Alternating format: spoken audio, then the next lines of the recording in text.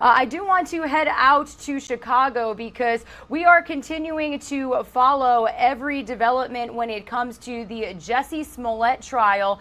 They were in break on Friday after a very intense day in court on Thursday, and this trial is actually expected to wrap up as early as tomorrow. So as we continue to cover these details, I do want to bring into the conversation Fox 32 Chicago's Joni Lum. She is outside the courthouse there with the latest. Joni, good morning to you. What can you tell us?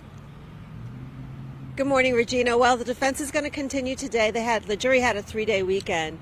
And the big question today is whether Jussie Smollett will take the stand in his own defense. A lot of legal analysts think that he should, after all of the prosecution witnesses from last week.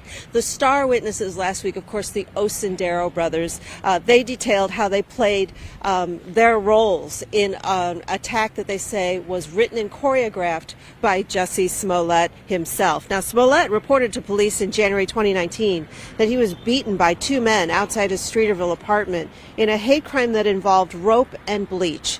The Osendero brothers knew Smollett. One of them had worked with him on the Fox show Empire. Police determined that that event was staged to advance Smollett's career.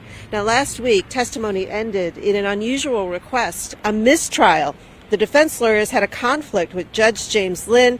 This was a shock to the witnesses in the courtroom, but today the defense will continue. Last week, when the defense started, they heard from the jury heard from Jussie Smollett's music manager, Brandon Moore, who said he was on the phone with Smollett at the time. Smollett had gone out to get some food and he was returning home, but he kept the phone line open even though he had slipped the phone into his pocket because it was a cold night.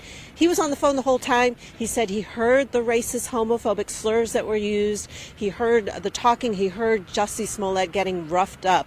Today, we will find out if Jussie Smollett's going to take the stand. If so, that could take all day before they get to the closing arguments and then finally give this case to the jury. Regina?